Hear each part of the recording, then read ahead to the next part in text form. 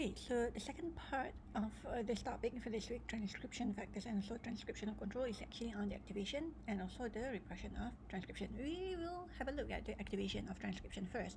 So for this, we basically need, again, some specific transcription factors to activate transcription. For example, they may help, again, the general transcription factors and or the RNA polymerase to bind to the promoter. For example, you have an activator or an enhancer. So that basically binds the binding site for the activator and helps the transcription initiation complex form.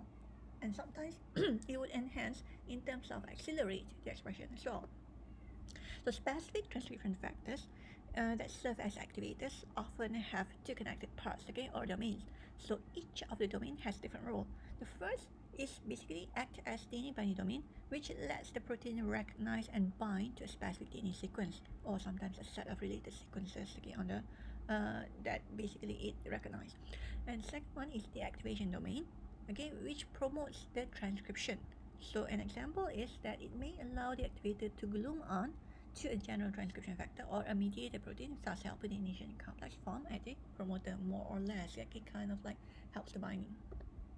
So this is in the case of activation of transcription with the activation domain, or your activator which basically attach or recognize the DNA binding domains, and this activation domain binds to general transcription factors or mediator and helps initiation complex form. So that means that when the loop forms, so your RNA polymerase can glide through and starts or initiate the transcription.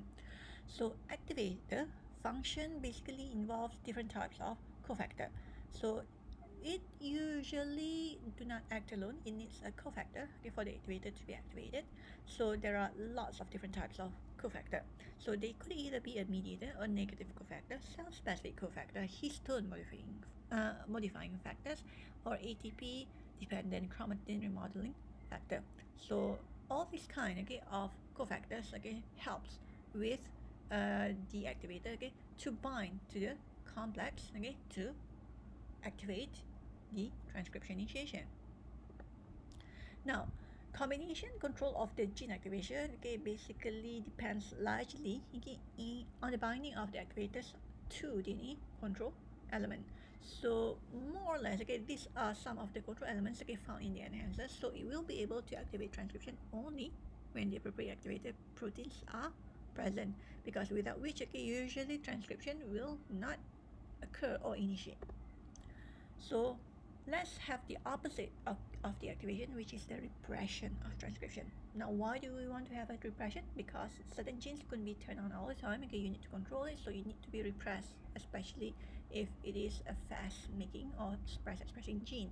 So repression, is basically kind of like requires specific transcription factors as well. But the function is to repress the transcription instead of activation.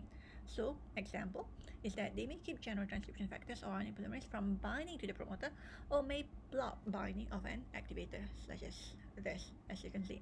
So repressor binds site for the bindings of the repressor, and it basically will not allow RNA polymerase to bind, or even the general transcription factors to bind to the site. Even if it bind, it basically will try to repel or try to make sure that transcription is repressed regardless, so that you will not get any transcription of your target gene.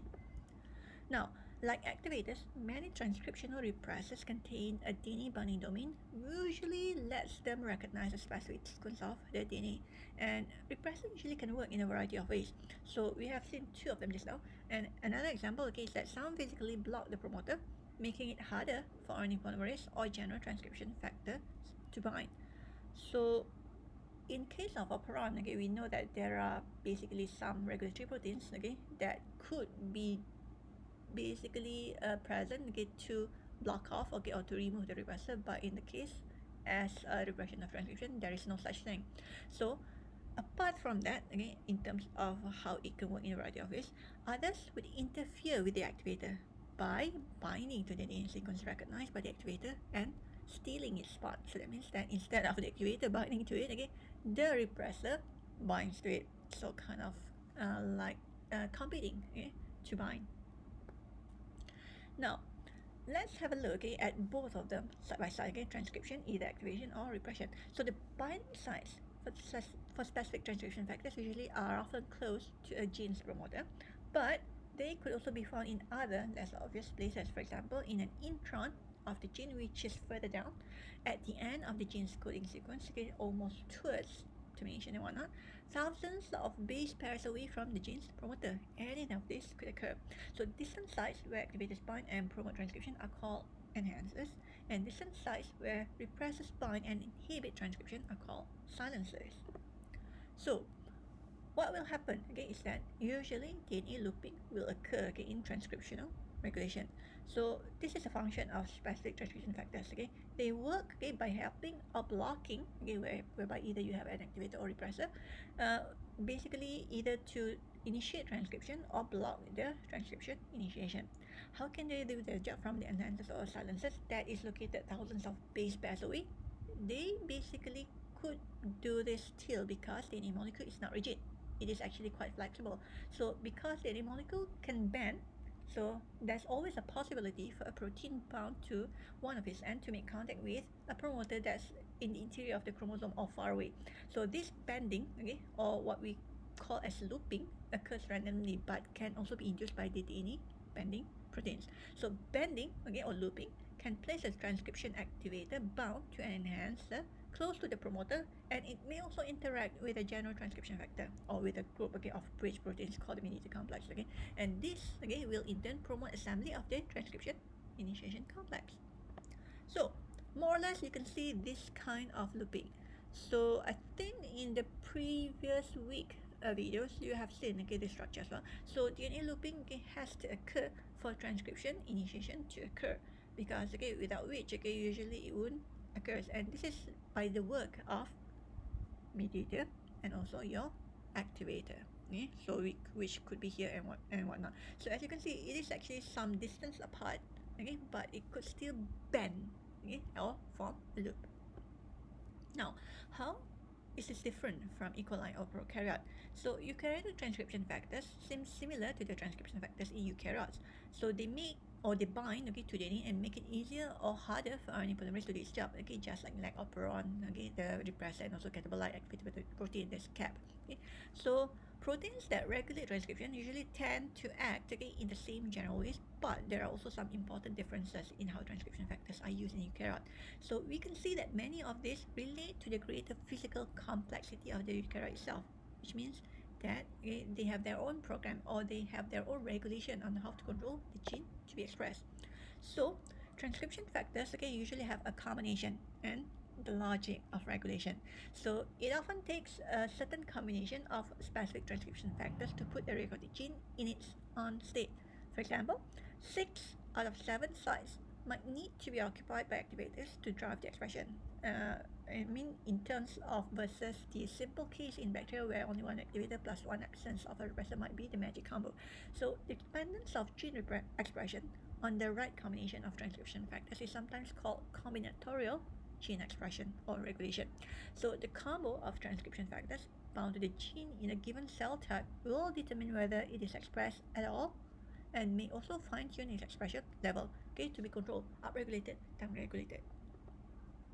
So this is a classic case, okay, whereby you have activators and repressors, and basically you have your stretch of DNA. So this gene is only expressed if both activators are present, okay? So we have 2 activators here, 1 repressor, and the repressor is absent. So this is kind of like the combination. So the rule here, okay, in this slide, okay, just focus on this slide alone, okay, is that, okay, the gene, okay, your DNA, okay, or your target gene, okay, will only be expressed if both of the activators are present and the repressor is absent. Now, okay, if both of them are present, repressor is absent, of course you get transcription.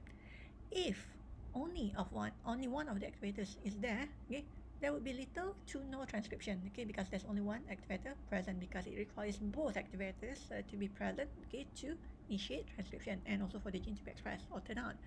Now, what happens is that when all 3 are present, you have still 2 activators, but the rule or the combinatorial logic, okay, that means that the logic is that it has to have both of them but no repressor. But when there is repressor, no transcription will occur, because usually repressor will compete with the activator.